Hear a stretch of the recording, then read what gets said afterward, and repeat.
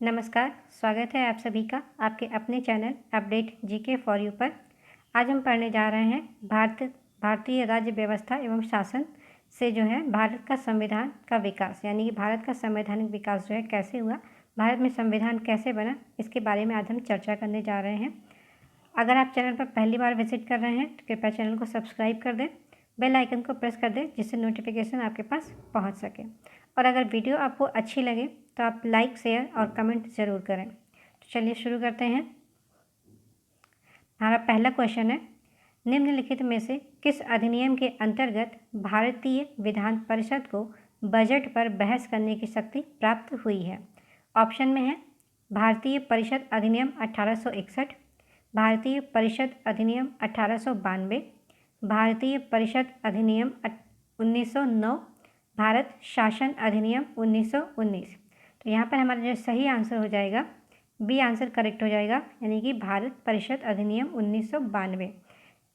इस अधिनियम के तहत में न सिर्फ बजट पर बहस करने की शक्ति हमें मिली थी, बल्कि कार्यपालिका से प्रश्न पूछने का भी अनुमति हमें मिली थी। दो चीज़ें हमें मिली थी, एक तो बजट पढ़ने पर बहस की अनुमति और प्रश्न पूछने की अनुमति थी। लेकिन एक चीज़ ऐसी थी जो हमें नहीं मिली थी, यहाँ पर हम बजट पर बहस तो कर सकते थे लेकिन हम यहाँ पर मतदान नहीं कर सकते थे। तो 3 टॉपिक यहाँ से आपका क्लियर हुआ कि एक तो बजट करने पर बहस की शक्ति मिली, दूसरा कार्यपालिका से प्रश्न पूछने की शक्ति मिली, तीसरा आपका मतदान करने की अनुमति नहीं मिली थी। तो ये चीज़ है, याद रखिएगा। अगला प्रश्न देखते हैं, निम्नलिखित में से किस अधिनियम में कोलकाता में सर्वोच्च न्यायालय की स्थापना का प्रावधान किया गया था? ऑप्शन में है रेगुलेटिंग एक्ट 1773, पिट का भारत अधिनियम 1784, चार्टर एक्ट 1813, चार्टर एक्ट 1833। तो यहाँ पर जो सही आंसर हो जाएगा हमारा रेगुलेटिंग एक्ट 1773। 1773 में जो है कलकत्ता में जो है इस एक्ट के तहत सर्वोच्च न्यायालय की स्थापना की गई थी और इसके मुख्य न्यायाधीश कौन थे? एलिजा एम्फे जो है इसके मुख्य न्यायाधीश थे और इनके साथ ही 3 अन्य न्यायाधीश भी अपॉइंट किए गए थे। तो टोटल 4 लोग अपॉइंट किए गए थे। एक तो मेन जो मुख्य न्यायाधीश थे वो एलिजा एम्फे थे और 3 अन्य न्यायाधीश भी थे। और इसकी स्थापना कब हुई थी? 1773 के रेगुलेटिंग एक्ट के द्वारा हुई थी। कहाँ पर? कोलकाता में सर्वोच्च न्यायालय की स्थापना की गई थी। चलिए अगला प्रश्न देखते हैं, निम्नलिखित में से किस एक अधिनियम द्वारा भारत में संघीय न्यायालय की स्थापना की गई थी? अगले ऑप्शन में है यहाँ पर भारत परिषद अधिनियम 1861, भारत सरकार अधिनियम 1909, भारत सरकार अधिनियम 1919 या भारत सरकार अधिनियम 1935। तो यहाँ पर जो सही आंसर हो जाएगा डी आंसर करेक्ट हो जाएगा, भारत सरकार अधिनियम 1935 को। यानी कि संघीय न्यायालय की स्थापना जो है 1935 अधिनियम के तहत तो की गई थी, लेकिन इसका जो स्थापना हुई थी वो 1 अक्टूबर 1937 को हुई थी। यानी कि 1 अक्टूबर 1937 के को इसकी स्थापना शुरू की गई थी। लेकिन अधिनियम अगर पूछा जाएगा तो अधिनियम के अकॉर्डिंग 1935 का अधिनियम था, भारत सरकार का 1935 अधिनियम के तहत की गई थी। और इसके मुख्य न्यायाधीश कौन थे? Morris Gwyer, sir Morris Gwyer थे जो इनके मुख्य न्यायाधीश थे इस अधिनियम के, यानी कि इस न्यायालय के, संघीय न्यायालय के मुख्य न्यायाधीश तो कौन थे? Morris Gwyer. अगला प्रश्न देखते हैं, भारत का संघीय न्यायालय निम्नलिखित में से किस वर्ष में स्थापित किया गया था? तो यहाँ पर ऑप्शन है 1935, 1937, 1946 या 1947। तो भारत का जो संघीय न्यायालय है, ये जो स्थापना किया गया था ये 1 अक्टूबर 1937 को किया गया था। अधिनियम अगर पूछेगा तो भारत सरकार अधिनियम 1935 के तहत इसका स्थापना हुई थी और डेट 1 अक्टूबर 1937 को 37 को हुई थी। नेक्स्ट प्रश्न देखते हैं, कूट का मिलान करना है। यहाँ पर ऑप्शन ए में है नियंत्रण परिषद की व्यवस्था, फिर दूसरा है इसका ऑप्शन में है नियामक अधिनियम 1973, फिर बी ऑप्शन है सर्वोच्च न्यायालय की स्थापना। पिट्स का भारतीय अधिनियम 1784। इंग्लिश मिशनरियों को भारत में कार्य करने की अनुमति। सामने है इसके ऑप्शन में चार्टर अधिनियम 1813। फिर डी ऑप्शन है गवर्नर जनरल की परिषद में कानूनी सदस्य की नियुक्ति। ऑप्शन में है इसके सामने चार्टर अधिनियम 1883, यानी कि इस कोड का हमें इस तरह से मिलान करना है। तो यहाँ पर जो सही आंसर हो जाएगा, सही से मैच होगा, यानी कि नियंत्रण परिषद की स्थापना हुई थी। पिट्स का भारत अधिनियम 1784 में। सर्वोच्च न्यायालय की स्थापना हुई थी नियामक अधिनियम 1973 में। नियामक अधिनियम 1973 में सर्वोच्च न्यायालय की स्थापना हुई थी। और इंग्लिश मिशनरियों को भारत में कार्य करने की अनुमति मिली थी तो चार्टर अधिनियम 1813 में। फिर डी ऑप्शन में जो है गवर्नर जनरल की परिषद में कानूनी सदस्य की जो नियुक्ति मिली थी वो थी चार्टर अधिनियम 1883 में। तो इस तरह से हम इसका मैच कर देंगे। इसका हो सके तो आप स्क्रीनशॉट भी ले लीजिएगा ताकि आपके पास सेव रहेगा। ये नोट करना चाहें तो पेन पेपर में लेकर नोट भी कर सकते हैं। चलिए अगला प्रश्न देखते हैं।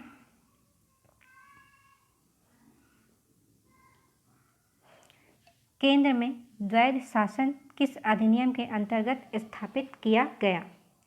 यानी कि केंद्र सरकार में जो है द्वैध शासन किस अधिनियम के अंतर्गत जो है स्थापित किया गया था? ऑप्शन में है 1909 के अधिनियम में, भारत सरकार अधिनियम 1919 में, भारत सरकार अधिनियम 1935 में, भारत स्वतंत्रता अधिनियम 1947 में। तो यहाँ पर जो सही आंसर हो जाएगा, सी आंसर आपका सही होगा, भारत सरकार अधिनियम 1935 में। कि भारत सरकार अधिनियम 1935 के तहत जो है केंद्र में द्वैध शासन लागू हुआ था।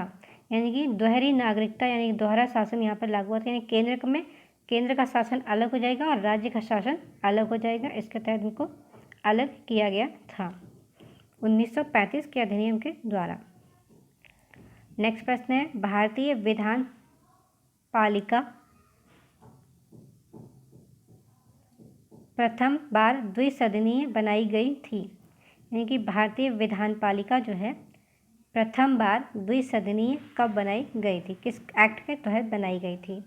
ऑप्शन में है 1992 के भारतीय काउंसिल एक्ट द्वारा, 1909 के भारतीय काउंसिल एक्ट द्वारा, 1919 के भारत सरकार अधिनियम द्वारा, 1935 के भारत सरकार अधिनियम द्वारा। तो यहाँ पर जो सही आंसर हो जाएगा, भारतीय विधान पालिका प्रथम बार द्विसदनीय कब बनाई गई थी? तो सही आंसर हो जाएगा 1919, यानी कि 1919 के भारत सरकार अधिनियम के द्वारा जो है इसे द्विसदनीय बनाया गया था।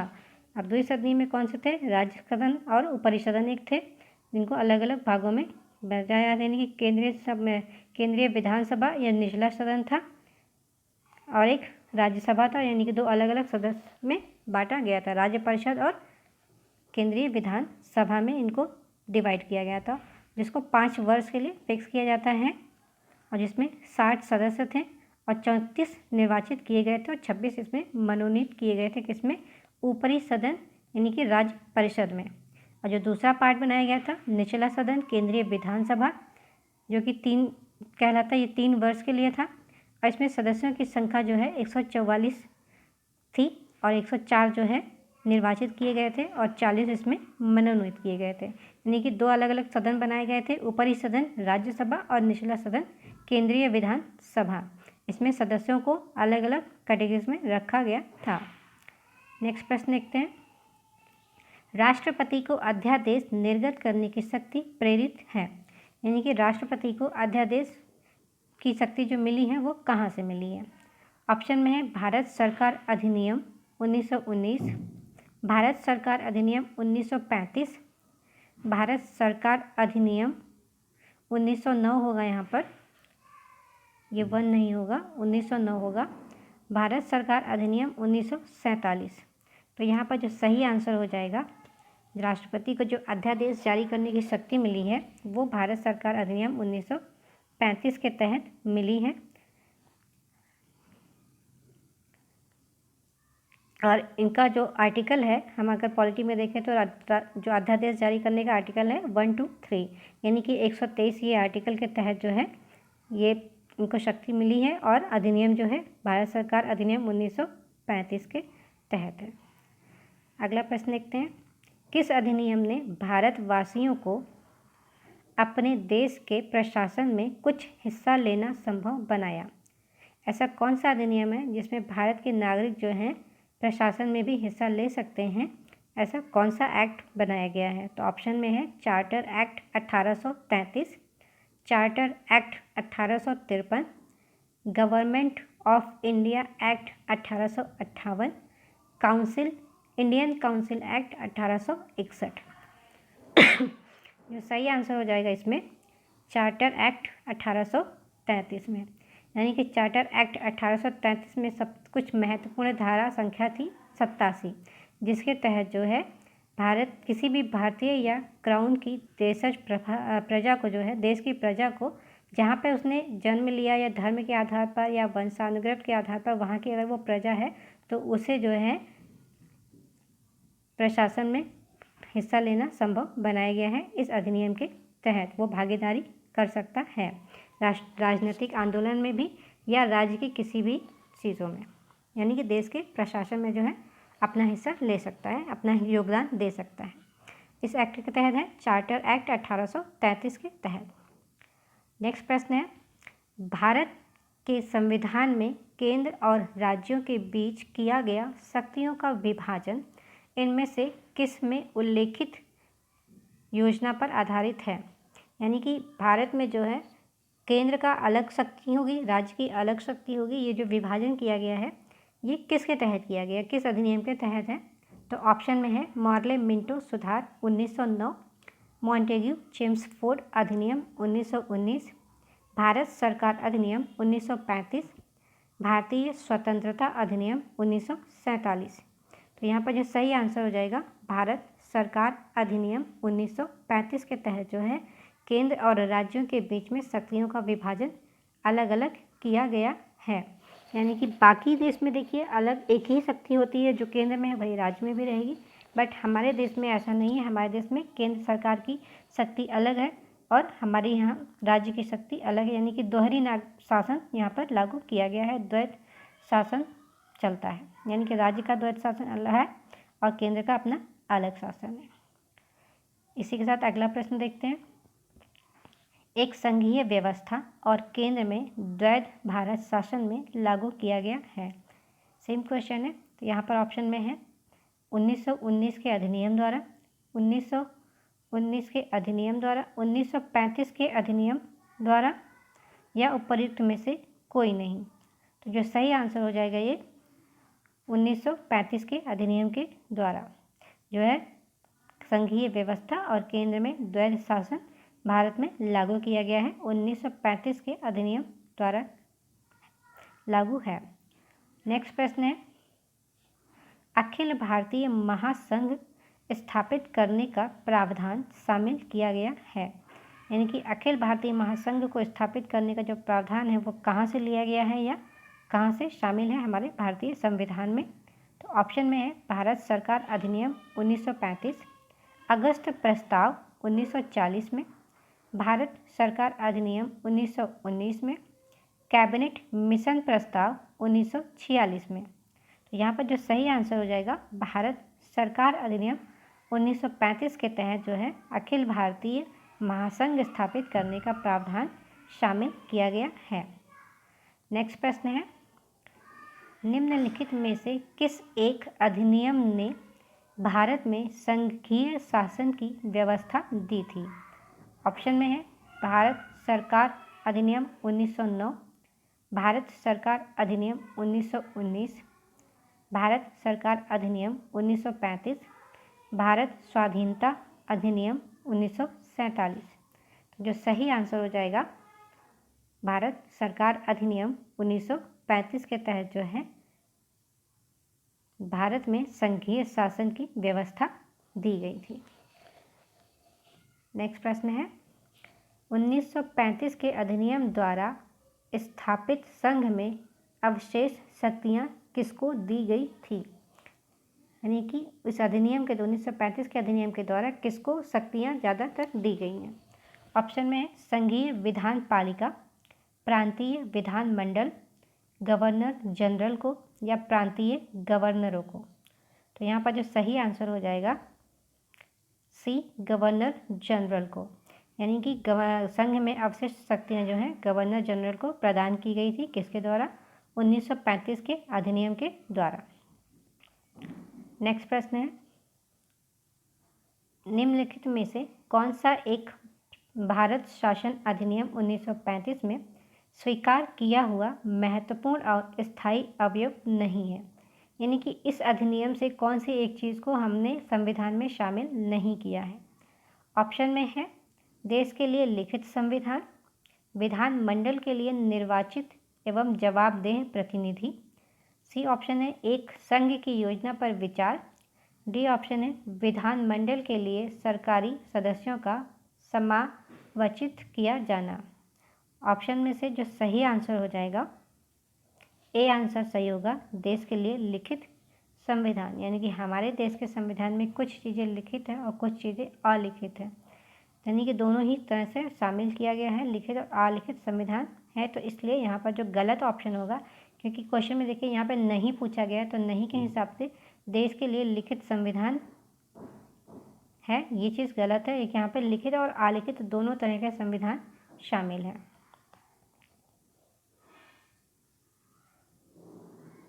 और ये किससे किया गया है? भारत सरकार अधिनियम 1935 में इसका उल्लेख नहीं है, जबकि भारत के लिए संविधान का सर्वप्रथम उल्लेख जो है क्रिप्स मिशन में किया गया है।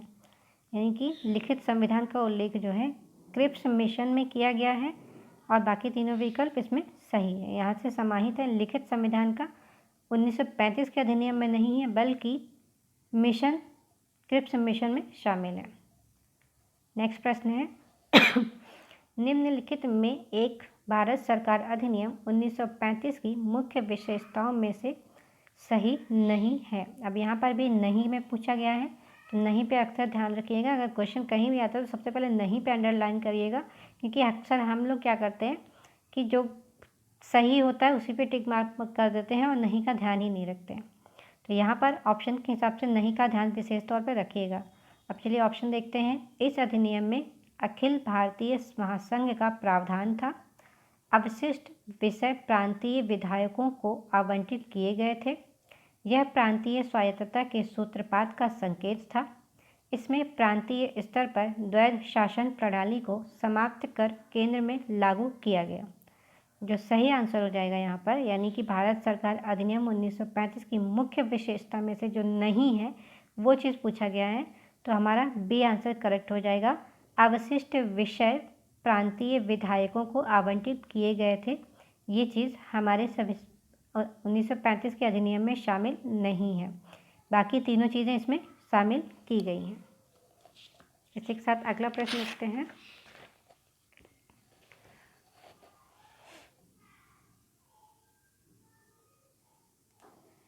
उन्नीस सौ 1935 का गवर्नमेंट ऑफ इंडिया एक्ट क्यों महत्वपूर्ण है? यानी कि किस लिए ये बहुत ही इम्पोर्टेंट है जो 1935 का अधिनियम है?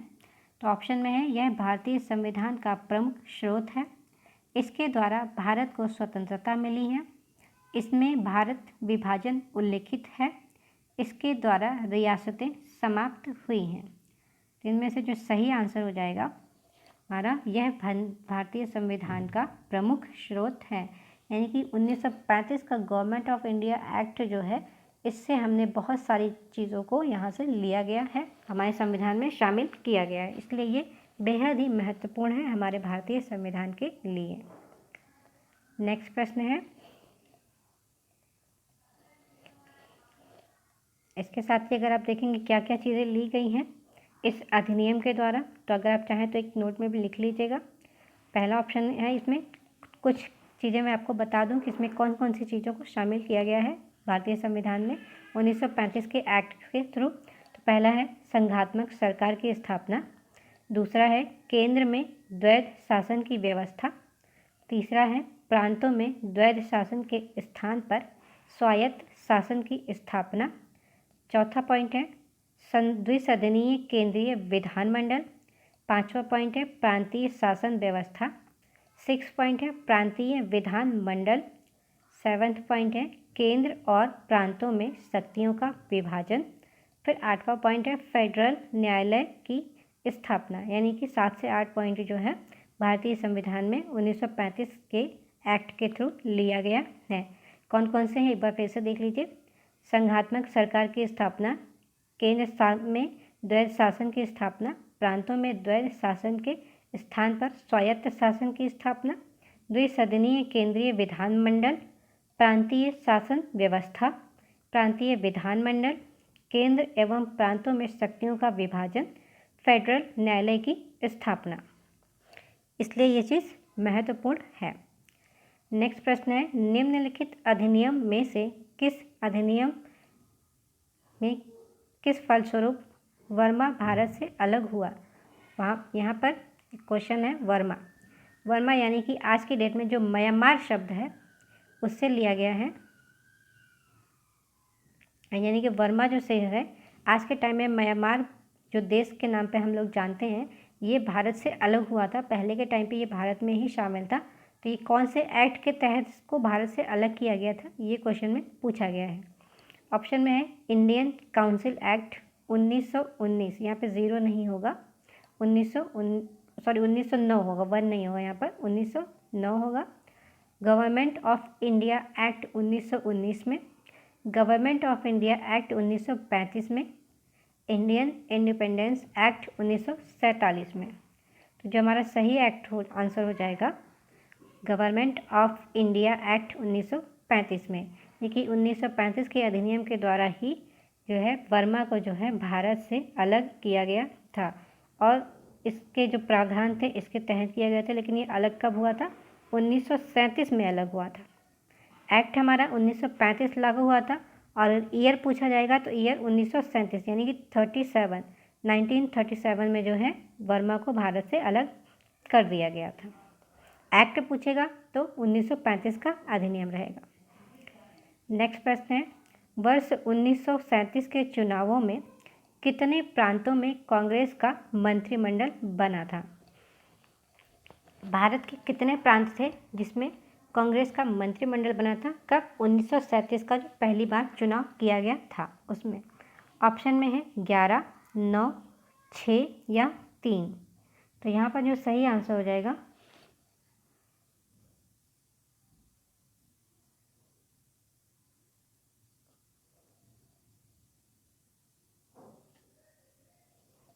इनका जो है सही आंसर 6 हो जाएगा। क्योंकि 1937 का जो चुनाव हुआ था उसमें इनका जो मंत्रिमंडल बना था ये 6 भारतीय प्रांतों में बना था।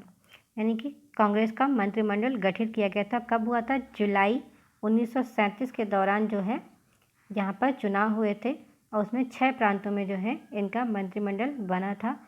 6 प्रांत कौन से थे? मद्रास, बम्बई, मध्य प्रांत, बिहार, उड़ीसा और संयुक्त प्रांत। नाम क्या है? मद्रास, बम्बई, मध्य प्रांत, उड़ीसा, बिहार और संयुक्त प्रांत। यानी कि यहाँ पर जो है कांग्रेस सरकार का गठबंधन या मंत्रिमंडल जो है यहाँ पर गठन हुआ था, पर बनाया गया था। नेक्स्ट प्रश्न है एक निर्वाचित संविधान सभा द्वारा भारत में संविधान का निर्माण करने का प्रस्ताव किया गया था। यानी कि कौन से एक्ट के तहत जो है भारत में संविधान बनाने के लिए एक प्रस्ताव दिया गया था? ऑप्शन में है साइमन कमीशन द्वारा, भारत सरकार अधिनियम 1935 द्वारा, क्रिप्स मिशन द्वारा, ब्रिटिश कैबिनेट डेलीगेशन द्वारा। तो यहाँ पर जो सही आंसर हो जाएगा सी आंसर हमारा सही हो जाएगा, क्रिप्स मिशन द्वारा। यानी कि एक निर्वाचित संविधान सभा द्वारा जो है भारत में संविधान बनाने का निर्णय लिया गया था और यह घटना हुई थी द्वितीय विश्व युद्ध समाप्त होने के पश्चात।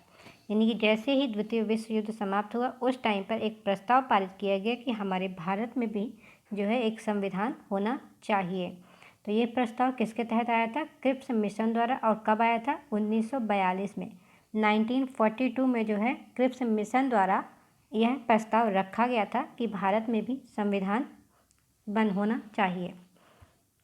नेक्स्ट प्रश्न है, भारत में उपनिवेश शासन के संदर्भ में 1883 में अल्बर्ट बिल का उद्देश्य था, यानी कि जो 1883 में अल्बर्ट बिल आया था उसमें क्या उद्देश्य था, ये पूछा गया है। ऑप्शन में है, जहाँ तक अदालतों की डांडिक अधिकारिता का संबंध था, भारतीय तथा यूरोपीय लोगों को बराबरी पर रोकना था। बी ऑप्शन है, देशी प्रेस की स्वतंत्रता पर कड़ा अंकुश लगाना, प्रेस यानी कि मीडिया, क्योंकि उसे उपनिवेशी शासकों का विरोधी समझा जाता था। सी ऑप्शन है, प्रशासनिक सेवा परीक्षाएं भारत में करवाना ताकि देशी भारतीयों को उसमें बैठने के लिए प्रोत्साहित किया जा सके। डी ऑप्शन है, शस्त्र एक्ट में संशोधन कर देशी भारतीयों को स्वस्थ रखने की अनुमति देना। तो यहाँ पर स्वस्थ नहीं होगा, शस्त्र रखने की अनुमति हो जाएगा। भारतीयों को शस्त्र रखने की अनुमति भी मिलनी चाहिए। तो इनमें से कौन सा ऑप्शन जो सही हो जाएगा, यानी कि जो अल्बर्ट बिल आया था, अल्बर्ट बिल में कौन सा उद्देश्य था जो रखा गया था। तो यहाँ पर जो सही आंसर हो जाएगा अल्बर्ट बिल में, ए आंसर आपका सही हो जाएगा कि जहाँ तक अदालतों की डांडिक अधिकारिता का संबंध था, तो यहाँ पे भारत और यूरोपीय लोगों को बराबरी पर रोकना था। यानी कि ये लोग करते क्या थे, भारतीयों को बिना गलती के भी सज़ा मिल जाती थी कई बार, और यूरोपीय को छोड़ दिया जाता था, या फिर इनकी गलती कम होती थी तो भी इनको ज़्यादा सज़ा मिलती थी। तो इसलिए एल्बर्ट बिल लाया गया था कि अगर दोनों ही अपराधी हैं तो दोनों को सेम सज़ा मिलनी चाहिए। ऐसा एक प्रावधान रखा गया था एल्बर्ट बिल 1883 के जरिए। इस बिल का उद्देश्य ही यही था कि हमें बराबरी का मौका मिलना चाहिए किसी भी क्षेत्र में। अगला प्रश्न है,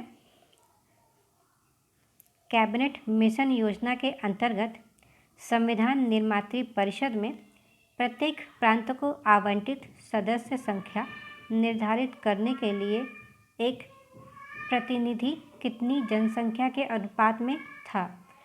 ऑप्शन में है 8 लाख व्यक्ति, 10 लाख व्यक्ति, 12 लाख व्यक्ति या 25 लाख व्यक्ति। तो यहाँ पर जो सही आंसर हो जाएगा बी 10 लाख व्यक्ति। 10 लाख व्यक्ति पर ये रखा गया था, प्रावधान था। अगला प्रश्न है, इन व्यक्तियों में से कौन कैबिनेट मिशन का सदस्य नहीं था। तो ऑप्शन में है William Wood, Patrick Lawrence, Stafford Cripps, A B Alexander. तो इनमें से कौन थे जो कैबिनेट मिशन के सदस्य नहीं थे। तो ऑप्शन में है विलियम वुड। विलियम वुड जो है इस मिशन के सदस्य नहीं थे, बाकी तीनों इस मिशन के कैबिनेट मिशन के सदस्य थे। और कैबिनेट मिशन कब था, मार्च 1946 में भारत पहुंचा था। मार्च 1946 में जो है कैबिनेट मिशन जो है भारत पहुंचा था। इस मिशन के सदस्य स्टैफोर्ड क्रिप्स अध्यक्ष बोर्ड ऑफ ट्रेड थे, पैट्रिक लॉरेंस भारत के सचिव थे, एबी अलेक्जेंडर नौसेना मंत्री थे। तो इसमें त्रिस्तरीय शासन व्यवस्था को सुझाया था। नेक्स्ट प्रश्न है, भारतीय संविधान सभा का गठन किया गया था। कब किया गया था, किस अधिनियम के तहत। तो भारत सरकार अधिनियम 1935 के अंतर्गत, क्रिप्स योजना 1942 के अंतर्गत, कैबिनेट मिशन योजना 1946 के अंतर्गत, भारतीय स्वतंत्रता अधिनियम 1947 के अंतर्गत। तो ऑप्शन हमारा सही हो जाएगा कैबिनेट मिशन 1946 के अंतर्गत। भारतीय संविधान का जो गठन हुआ था कैबिनेट मिशन योजना 1946 के अंतर्गत रखा गया था। नेक्स्ट प्रश्न है, 1946 में निर्मित अंतरिम सरकार में कार्यपालिका परिषद के उपसभापति थे। ऑप्शन में है जवाहरलाल नेहरू, एस राधाकृष्णन, सी राजगोपालाचारी या डॉक्टर राजेंद्र प्रसाद। तो जो सही आंसर हो जाएगा जवाहरलाल नेहरू। कब थे, 24 अगस्त 1947 को जो है अंतरिम राष्ट्रीय सरकार की घोषणा थी, और इसमें जो है 2 सितंबर 1947 को कार्यभार संभाला गया था और इनके पदेन अध्यक्ष थे बनाया गया था, जिसको जवाहरलाल नेहरू इनके उपसभापति बने थे। नेक्स्ट प्रश्न है, निम्नलिखित में से कौन अगस्त 1946 ईस्वी में गठित प्रथम अंतरिम राष्ट्रीय सरकार का सदस्य नहीं था। अब यहाँ पर देखिए नहीं का पूछा गया है। ऑप्शन में है सी राजगोपालाचारी, डॉक्टर राजेंद्र प्रसाद, एस राधाकृष्णन या फिर जगजीवन राम। तो जो सही आंसर हो जाएगा, जो नहीं थे इसमें, एस राधाकृष्णन इसमें शामिल नहीं थे अंतरिम राष्ट्रीय सरकार के सदस्य में, बाकी तीनों शामिल थे। नेक्स्ट प्रश्न देखते हैं। भारतीय संविधान की रचना हेतु संविधान सभा का विचार निम्नलिखित में से सर्वप्रथम किसने प्रस्तुत किया था? ऑप्शन में है स्वराज पार्टी 1934 में, कांग्रेस पार्टी 1936 में, मुस्लिम लीग ने 1942 में या सर्वदलीय सम्मेलन ने 1946 में। तो इसका जो सही आंसर हो जाएगा ए स्वराज पार्टी 1934 में जो है पहली बार जो है प्रस्तुत किया गया था। संविधान की रचना हेतु संविधान सभा का एक विचार रखा गया था। कब? स्वराज पार्टी 1934 में। इसी के साथ अगला प्रश्न देखते हैं। भारत के संविधान का प्रारूप तैयार करने वाली संविधान सभा के सदस्यों को नामित किया गया। ऑप्शन में है ब्रिटिश संसद द्वारा नामित किया गया या गवर्नर जनरल द्वारा, सी विभिन्न प्रांतों की विधानसभाओं द्वारा चलाया गया, भारतीय राष्ट्रीय कांग्रेस एवं मुस्लिम लीग द्वारा चुना गया। तो जो सही आंसर हो जाएगा हमारा सी आंसर, विभिन्न प्रांतों की विधानसभाओं द्वारा चुना गया था। यहाँ पे चुना हो जाएगा कि विधानसभाओं के द्वारा जो है सदस्यों को नामित किया गया था या चुना गया था। नेक्स्ट प्रश्न है, संविधान सभा के चुने हुए स्थायी अध्यक्ष थे, यानी कि जो स्थायी रूप से कार्य करेंगे ऐसे कुछ सदस्य चुने गए थे, वो कौन लोग थे? ऑप्शन में डॉक्टर बी.आर. अम्बेडकर, डॉक्टर सच्चिदानंद सिन्हा, डॉक्टर राजेंद्र प्रसाद या एस राधाकृष्णन। तो जो सही आंसर हो जाएगा यहाँ पर डॉक्टर राजेंद्र प्रसाद। ये जो है स्थायी अध्यक्ष थे, संविधान सभा में के लिए चुने गए थे और बाकी लोगों को स्थायी नहीं थे उस समय पे, जिस टाइम इनका अध्यक्षता हुई थी। और ये कब हुई थी? 9 दिसंबर 1946 को जो है संविधान सभा की पहली बैठक हुई थी, जिसमें एक अस्थायी अध्यक्ष के रूप में जो है डॉक्टर सच्चिदानंद सिन्हा जी को चुना गया था, लेकिन ये स्थायी रूप से नहीं थे, अस्थायी थे। उसके जस्ट 2 दिन बाद दोबारा एक बैठक होती है जिसमें स्थायी रूप से जो है राजेंद्र प्रसाद जी को निर्वाचित किया जाता है अध्यक्ष के रूप में, यानी कि 11 दिसंबर 1946 को जो है संविधान सभा के स्थायी अध्यक्ष के रूप में जो है राजेंद्र प्रसाद जी को चुना गया था। अगर यहाँ पे स्थायी अध्यक्ष का नाम नहीं आता, स्थायी वर्ड नहीं आता, तो यहाँ पे आंसर सच्चिदानंद सिन्हा को रखा जाता। नेक्स्ट प्रश्न है, संविधान सभा की प्रथम बैठक की अध्यक्षता किसने की थी? ऑप्शन है डॉक्टर राजेंद्र प्रसाद, डॉक्टर भीमराव अंबेडकर और डॉक्टर सच्चिदानंद सिन्हा या मौलाना अबुल कलाम आज़ाद।